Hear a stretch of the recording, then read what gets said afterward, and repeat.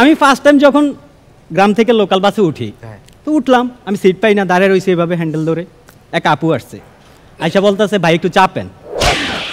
Faria ma'am, আমি গ্রাম থেকে আসছি, আমার কাছে চাপার মিনিং অন্যরকম। আমি বলছি আপু আমি পারবো না, কারে মিয়া চাপেন। ফাইনালি আমি চাপলাম সাইডে।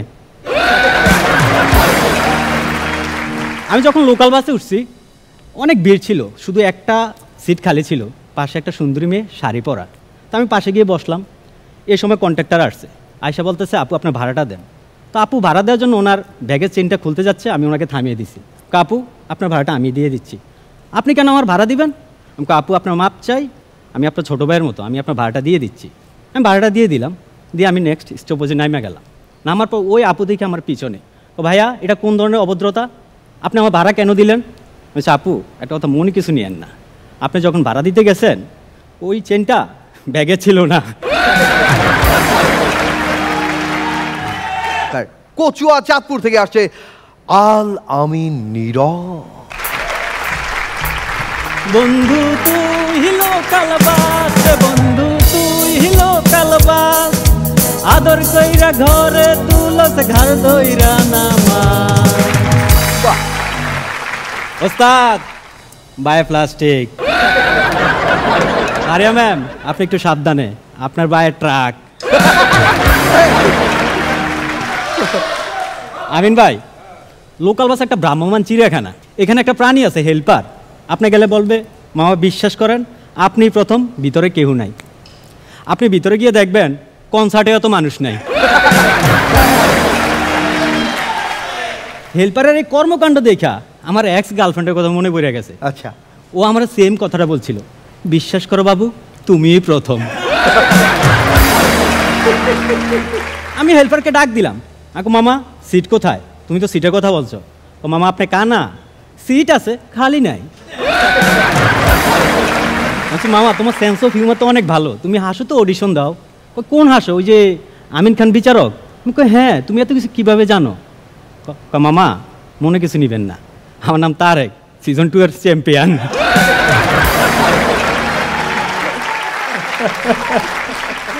আমি ফার্স্ট টাইম যখন গ্রাম থেকে লোকাল বাসে উঠি তো উঠলাম, আমি সিট পাই না, দাঁড়িয়ে রয়েছি এভাবে হ্যান্ডেল ধরে।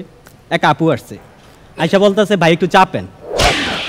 ফারিয়া ম্যাম, আমি গ্রাম থেকে আসছি, আমার কাছে চাপার মিনিং অন্যরকম। আমি বলছি আপু আমি পারবো না, কারে মিয়া চাপেন। ফাইনালি আমি চাপলাম সাইডে। আমি যখন লোকাল বাসে উঠছি অনেক ভিড় ছিল, শুধু একটা সিট খালি ছিল, পাশে একটা সুন্দরী মেয়ে শাড়ি পরা। তো আমি পাশে গিয়ে বসলাম। এই সময় কন্ট্রাক্টর আসছে, আয়সা বলতেছে আপু আপনার ভাড়াটা দেন। তো আপু ভাড়া দেওয়ার জন্য ওনার ব্যাগের চেনটা খুলতে যাচ্ছে, আমি ওনাকে থামিয়ে দিছি। আপু আপনার ভাড়াটা আমি দিয়ে দিচ্ছি, আপনি কেন আমার ভাড়া দিবেন? আমি আপু আপনার মাপ চাই, আমি আপনার ছোটো ভাইয়ের মতো, আমি আপনার ভাড়াটা দিয়ে দিচ্ছি। আমি ভাড়াটা দিয়ে দিলাম, দিয়ে আমি নেক্সট স্টপেজে নামে গেলাম। নামার পর ওই আপু দেখে আমার পিছনে, ও ভাইয়া এটা কোন ধরনের অভদ্রতা, আপনি আমার ভাড়া কেন দিলেন? বলছি আপু একটা কথা মনে কিছু নিয়েন না, আপনি যখন ভাড়া দিতে গেছেন ওই চেনটা ব্যাগে ছিল না।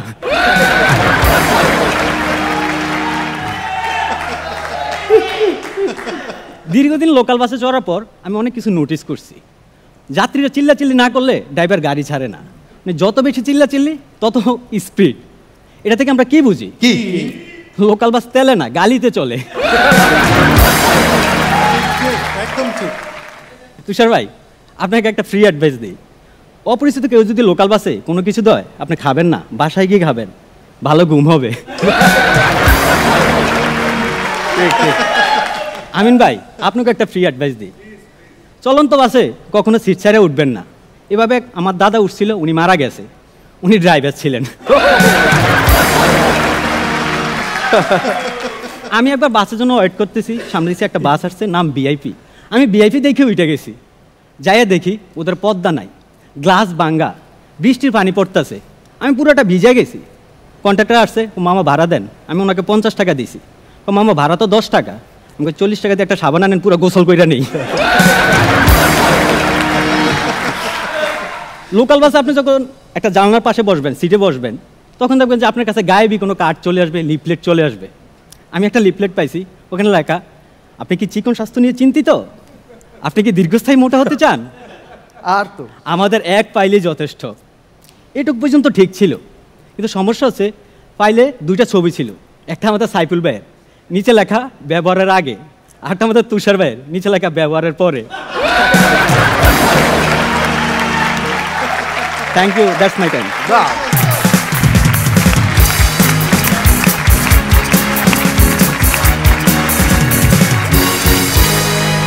ওকে, বাসের সিটে সবচেয়ে যার সমস্যা বেশি হয় তিনি আজকে আগে বলবেন। তুষার ভাই। শুরু করলো ট্রাক দিয়ে, শেষ করলো পরে দিয়ে। নীরব, এর আগেরটা তো অসাধারণ ছিল, সুন্দর, আমার কাছে অনেক ভালো লেগেছে, আমি এনজয় করেছি, খুব ভালো ছিল। লাস্ট কবে উঠেছেন তুষার ভাই? আর লোকাল বাসে মনে হয় আর লাস্ট চড়েননি। 35-40। 35 বছর। স্বপ্ন ভাড়িও তো মনে হয় আর চড়েননি অনেক দিন। আমি আমার লাইফেই কখনো লোকাল বাসে চড়িনি, Okay. দুঃখিত। নীরব খুব ভালো ছিল, খুবই সুন্দর ছিল। তুমি সবসময় ভালো পারফর্ম করো, সো আরও ভালো করতে হবে, কারণ এখন তো আসলে কম্পিটিশন একটু কঠিন হয়ে যাচ্ছে, বাট ইট ওয়াজ ওয়ান্ডারফুল। এখানে এই যে বাসের কন্ডাক্টর, এই বাসের যে কন্ডাক্টর হচ্ছে জাহাঙ্গীর ভাই, উনি অ্যাকচুয়ালি একবারে উনি কন্ট্রাক্টরের মতোই। আপনাদের এই দুই সিটের পাশে যে গ্যাপটা না, যদি খালি টাকা পয়সার বিষয়টা না থাকো না, ওখানে আরো দুজন ঢুকিয়ে দিত। শীতকালে আমিন খান মুগ্ধের মতো দেখছিলাম, আরো যদি 3-4টা কন্টেন্ট বলতে আরো বেশি ভালো লাগতো। অসম্ভব এনজয় করেছি, বিশ্বাস করো, মন ভরে গেছে তোমার পারফরমেন্সে। কেউ যদি শীষ বাজাতে পারে আমার সাথে একটু কোঅপারেশন করে।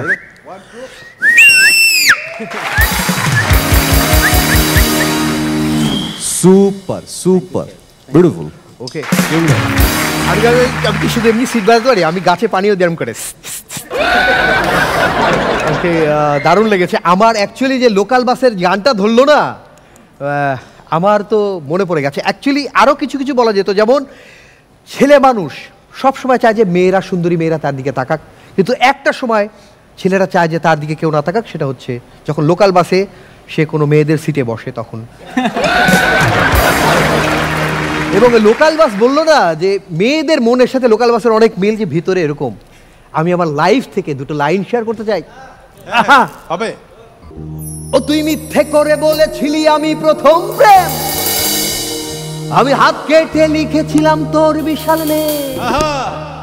ও তুই মিথ্যে করে বলেছিলি আমি প্রথম প্রেম, আমি হাত কেটে লিখেছিলাম তোর বিশাল নেই। ও তুই আদর করে এই আমাকে রাখলি বুকের ঘরে, ও বুকে লুকিয়ে থাকা 8-10 জন আমায় ধরে মারে। তাই সত্যি বলছি, তাই সত্যি বলছি, ব্যথায় ভাবছি আমি কত নাম্বারে। এ জীবনের খেতা পুরি তুই থাক দূরে, এ জীবনের খেতা পুরি তুই থাক দূরে। তোরে ছাড়া ঘুম হতো না, কাটতো না দিন মাস, তোরে ছাড়া ঘুম হতো না, কাটতো না দিন মাস। আর তুই যত্ন করে এই আমাকে দিলি জায়গা মতো বা। ওকে, শুধু আমরা মেয়েদেরকে দোষ দিই, কিন্তু এই ছেলেদের যে মন কত বড় সেটা আমরা ভালো করেই জানি, শবনম পাড়িয়াও জানে। সবার জন্য জোরে একটা হাততালি হোক। Thank you. চাঁদপুরের ছেলে চাঁদের মতো আলো ছড়াতে হবে এই মঞ্চে, প্লিজ ওইখানে।